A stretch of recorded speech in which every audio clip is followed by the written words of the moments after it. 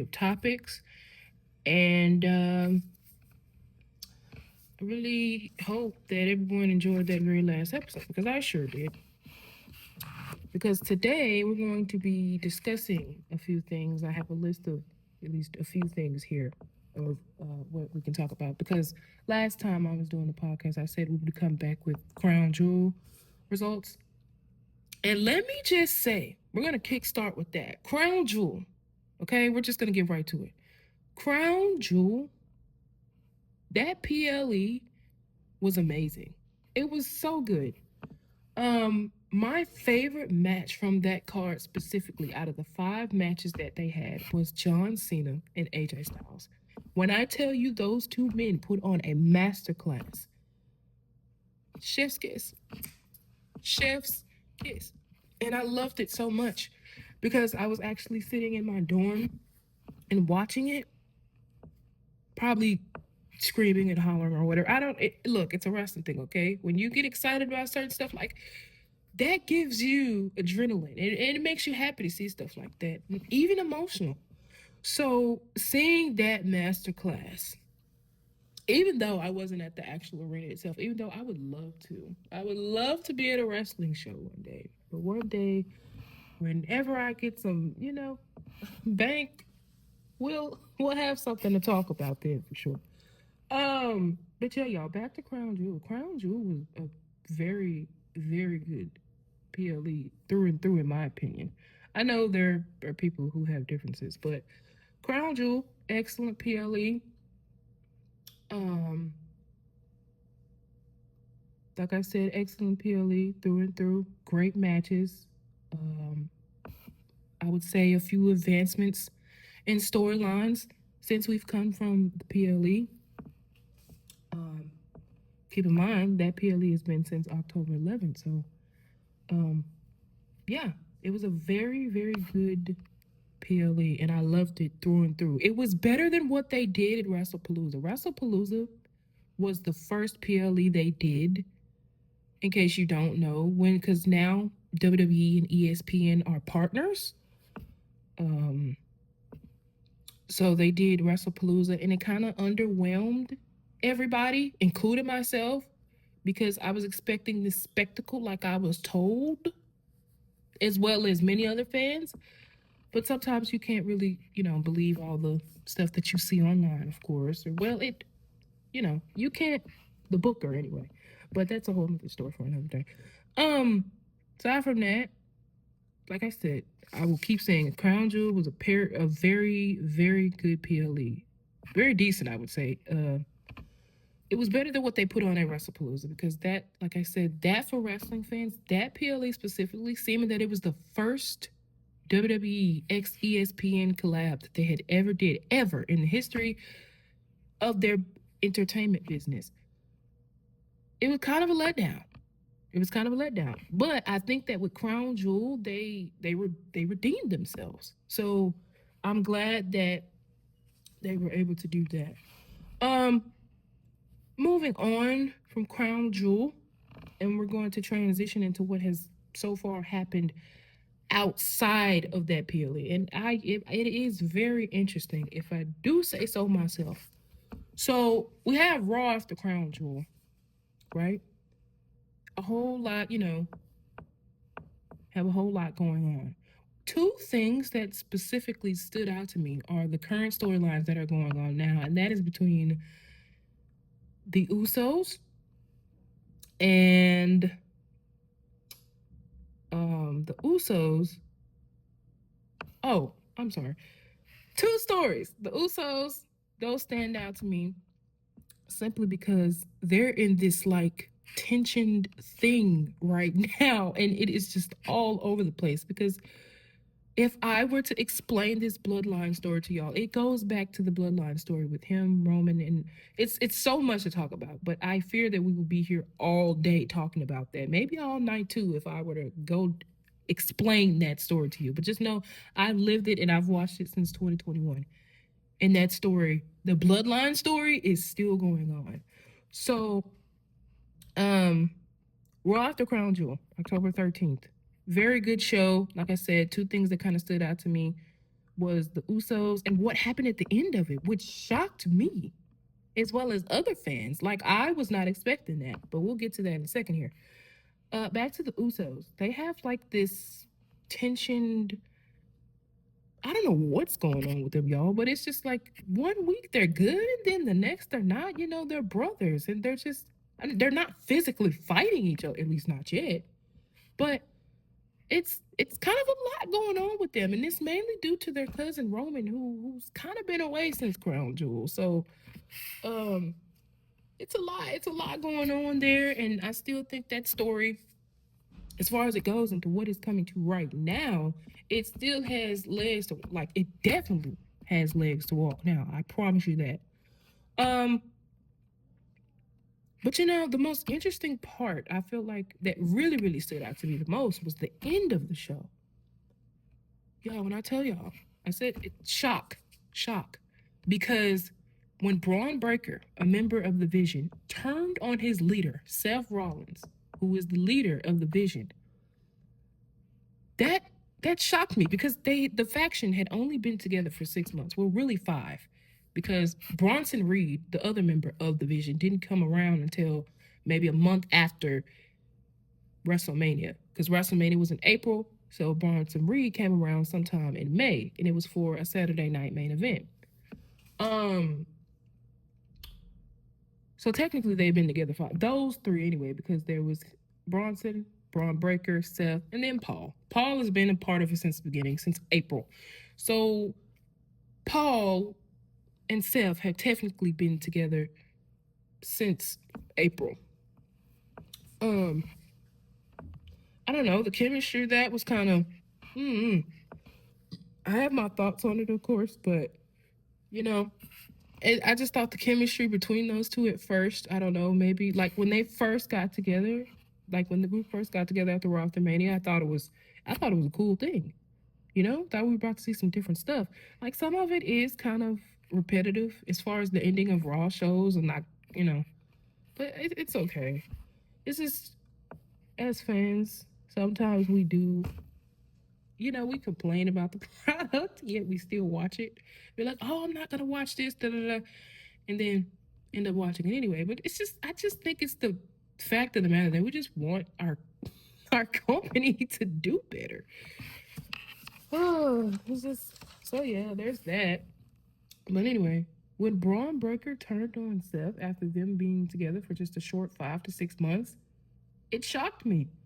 And then Braun Breaker, not Braun Breaker, Bronson Reed. I'm sorry, they're both Braun.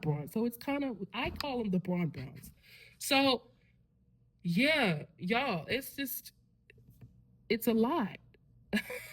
That, like, I could not wrap my head around that for a few days, right? So those were the 2 things that stood out to me as far as on Raw, because I feel like with the Twins' storyline, they're definitely advancing something there. That there's a possible, it's possible we could get a Uso versus Uso match again. I feel like, and I kind of want that, kind of clamoring for that. Not gonna lie, but we'll just have to see. And as far as the whole Braun Breaker and Bronson, including Paul. Paul has been a snake. Paul Heyman, let me tell y'all, Paul Heyman has been a snake for years. He goes from client to client to client, turns on them. So he's pretty much known to be a backstabber. So that part where he joined in with with the younger talent, you know, Braun Breaker and Bronson Reed, it did not surprise me in the slightest that he joined them. So Paul's pretty much known for that. So there was no surprise there. As far as that, I loved the ending of the show. It was shocking, but I loved it, okay? I loved it.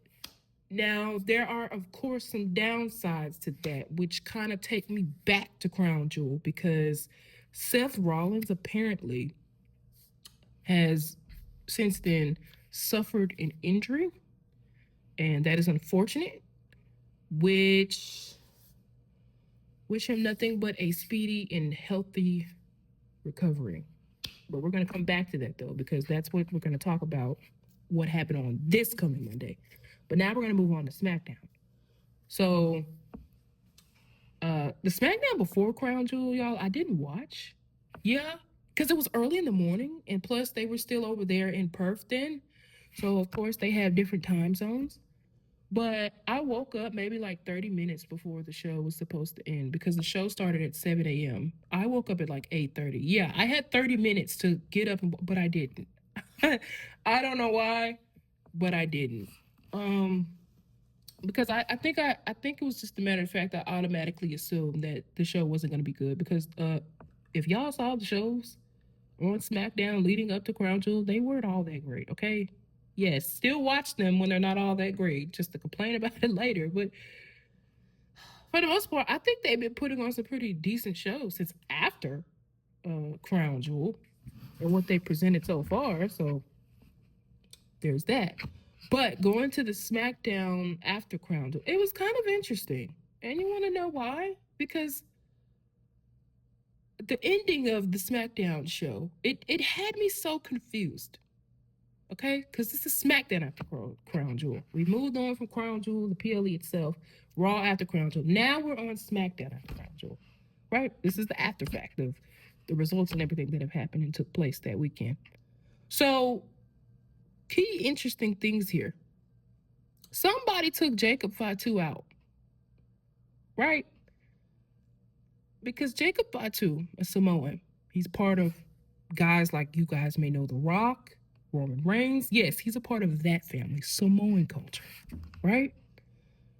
Very interesting individual too. I love him actually. um, but he got took out because he was originally supposed to have a match with Drew McIntyre, another wrestler.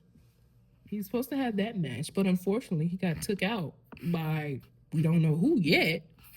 Um, but I don't know. It's like this blood and his teeth are on the ground or something. Not literally, okay. You know they can set stuff up where it's like but it was. I was like, okay, who attacked Jacob? And of course, nobody had answers. Um, because the match was supposed to be for the WWE Championship. Well, the number one contender spot. Like whoever won that match, they would get their shot at Cody Rhodes, who is now the WWE, who is now the WWE champion. They would get a one-on-one shot against him at Saturday Night Main Event, right? So Jake got took out of the equation. Drew gets put in a situation where basically he's the automatic winner. I mean, he's technically the automatic one, since Jake got took out. So Cody comes out basically saying, "Oh, we were interested in seeing a number one contender match," because Cody assumes that Drew was the one who took Jacob out before their match. But Drew claims that he didn't do it. I don't know if I fully believe that or not. I don't know.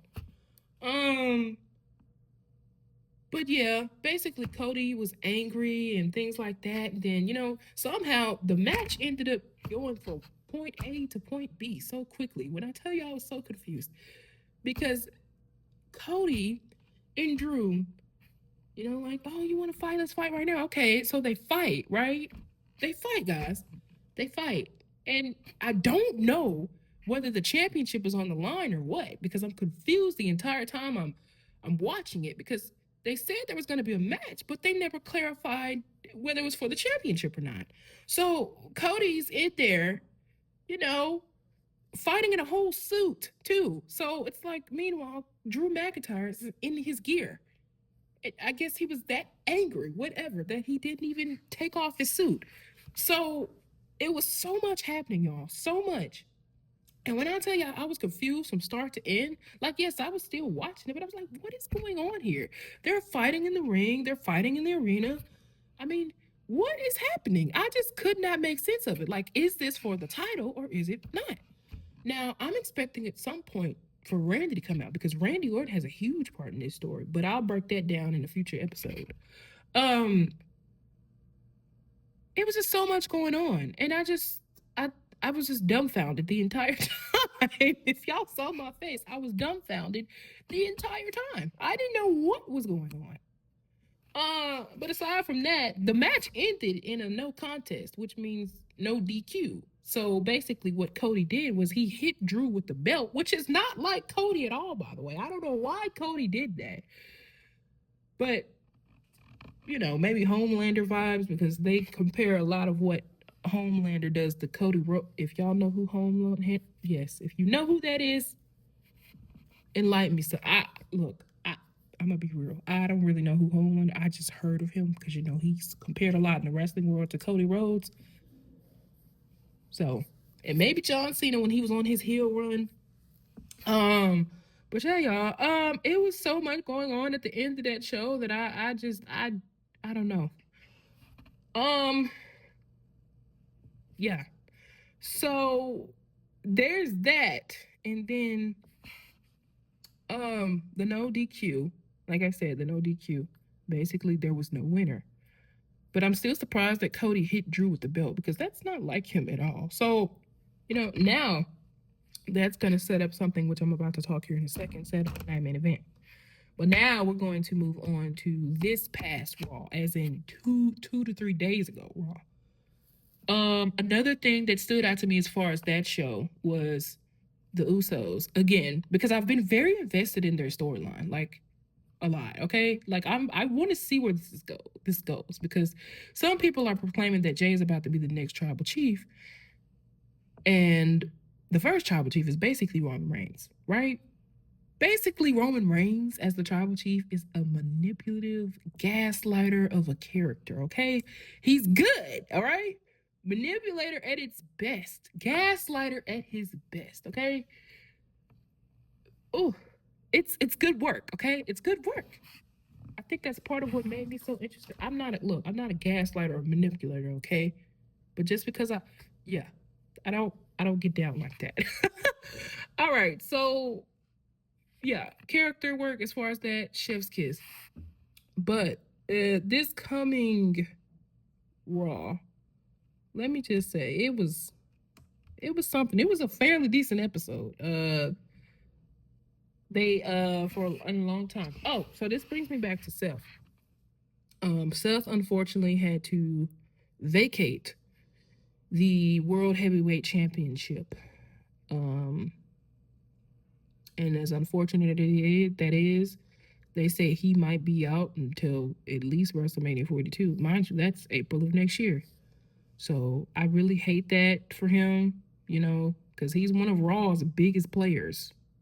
So imagine losing a star like that right now, especially when we're leading up to War Games for the time being.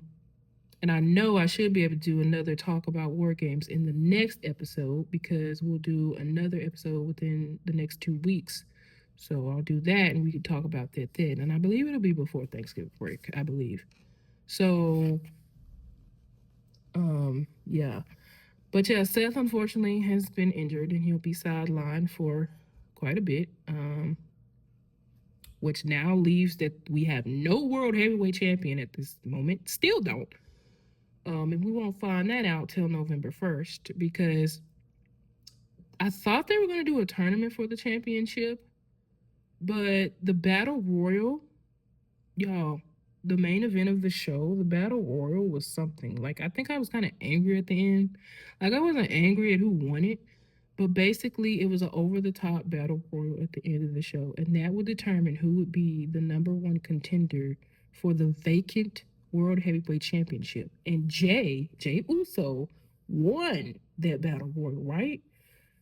But you want to know how he did it? He did it by pretty much eliminating his own brother, which was the crazy part. Like, I was so mad Monday Night, y'all. I was so mad. I wasn't mad at him winning because I love Jay.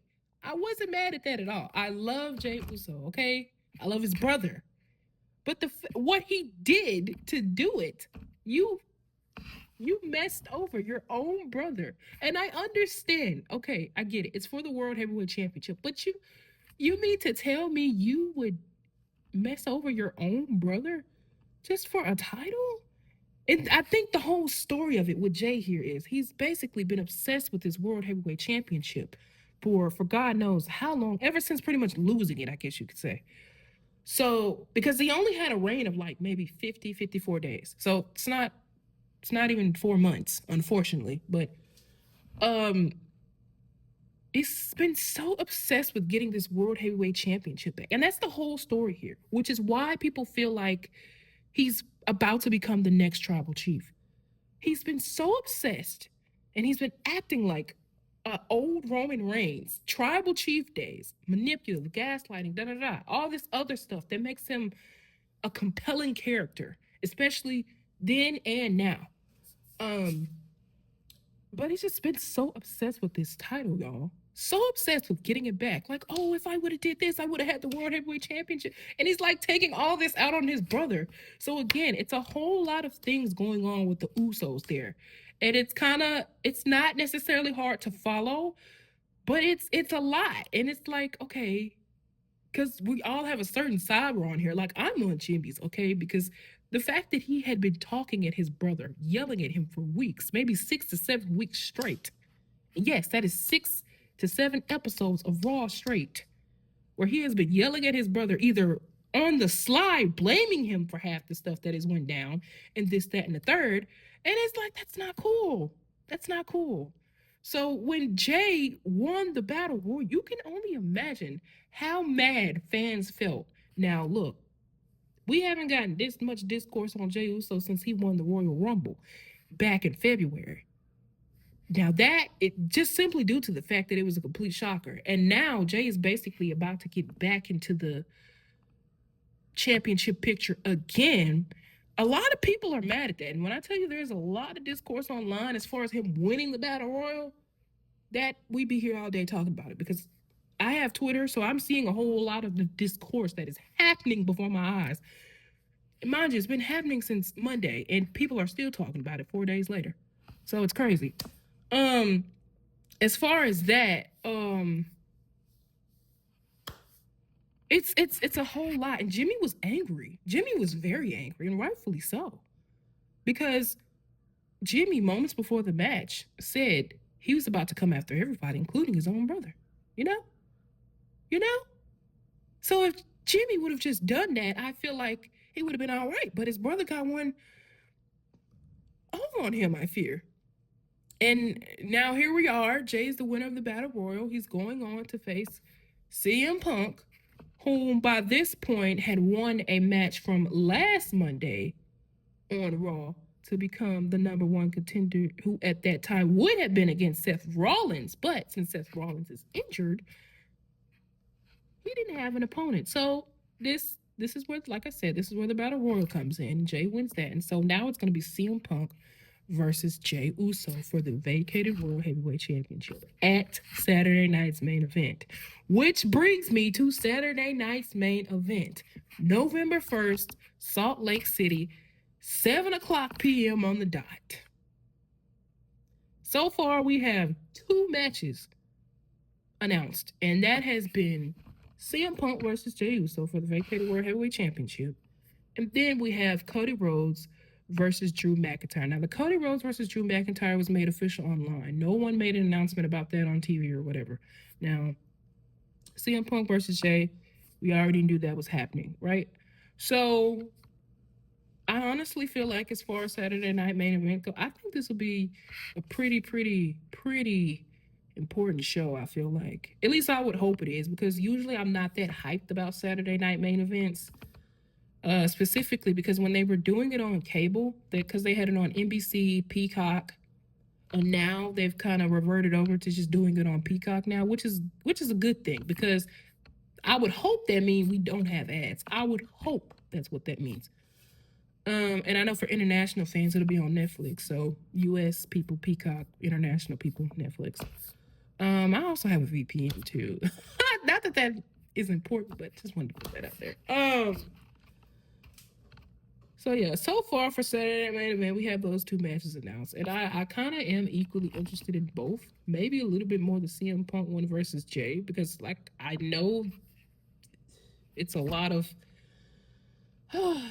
Sometimes being a wrestling fan is just not for the weak. It's just a whole lot of discourse surrounding Jey Uso specifically, and then there is CM Punk, but it's not as much discourse as Jay is getting, because I promise you, there are people out there who just strongly dislike that man.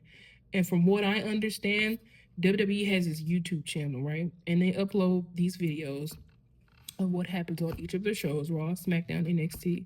They uploaded a video of Jay winning the Battle Royal and it had like 13 likes, not 13 likes, 13K likes, and then like 60 plus dislikes. And I'm like, wow. I don't know if that's going to change anything. Obviously not, because the deed has been done now. So it's like there's nothing we can do about that. So he's the winner. I mean, he's the winner. There's nothing we can do about that now, you know? So, yeah, I'm honestly excited for that match. Now, Monday, I was mad. I was not in my right mind at all. I wasn't talking crazy or anything, but I was kind of mad at the way I wasn't mad about Jay winning, guys. I was just mad at the way he did it. You pretty much messed over your own brother to do so. And when his brother looked on at him and he was upset, and then the fact afterwards his brother was just yeeting and just like nothing even happened. So yeah, there's a whole lot of drama within that Uso thing right there. And I feel like next week you can kind of already tell, like, oh, Jay's gonna be like, oh, I went in there and I did what I had to do. And then Jimmy, I can already feel the conversation that is about to happen now. So it's like Jay's gonna use that as an excuse because it was a battle royal, every man for themselves, right? Uh, but like, come on, man, come on, messing over your own brother just to come on. Would y'all do that? I would hope not, because that's messed up. That is so messed up if you think about it. And then the look on his face afterwards. I feel like Jay tried to be cool about it and tried to be like, "Oh, we're all right, we're all right." And then Jimmy's just outside the ring screaming at his brother, just mad, just furious. Like, man, like I honestly think he regrets it now. If he just would have went in and did what he said he was gonna do, then his brother probably wouldn't have got one up over him. But unfortunately, he did. And I was waiting for Jay to do something slick because number one, early in the night, if y'all saw how calm he was, it's oh, it's oof, Lord Jesus, it's a lot. Aside from that, y'all, that's basically what has happened so far. There are still other elements to other uh developing stories. And I'm just honestly interested to see where they go, especially the twins. Because, like I said, the twins, that is the main one I am interested in right now. And now it's about to be this World Heavyweight Championship match because I don't know what is going to happen on November 1st on Saturday Night Main Event, but I have a strong feeling that there's about to even be more of a discourse. And we haven't even gotten there yet. So I feel like this is going to be pretty interesting Saturday Night Main Event, if I do say so myself, in more ways than one. I hate some of the injuries that have been sustained along the way from people such as Seth Rollins, because, like I said, he is top tier talent on Raw. And right now, we need a person for Raw who just has that transitions over, from what Seth is, which is a profitable, not only profitable, but in a leader position to further lead Raw within the next few months. So I guess we're just gonna have to see who that is come November 1st. SmackDown, same way. Drew versus Cody Rhodes. I can only hope Randy plays a part in this story. But by next episode, guys, I should have the Saturday Night Main Event results. I believe maybe it'll be before. Probably gonna talk about, because we have Saturday Night Main Event, then we have War Games, and then December we don't have anything except for John Cena's final show. So I'll definitely get to talking about that. Bittersweet just thinking about it, but yeah, guys. Aside from that, that was our rundown for today with what we've talked about and what recent events have gone on so far in the current world of professional wrestling. And let me just say, it is a mess. It is a mess. Some good, some bad, not so great. But hey, we're still here. We're doing it. So aside from that, I hope you guys today enjoyed today's episode. I know it wasn't as long as the last one, but it was just a quick rundown of things of what's been happening, what main stories I feel like are the focal point of WWE right now between certain superstars and what has transpired, whether that be injury or just everything. So I really hope that you guys enjoyed today's episode, and I hope that you will tune in with me in the next 2 weeks, I believe, for episode 3 of Don't Know What to Talk About. Let's talk wrestling.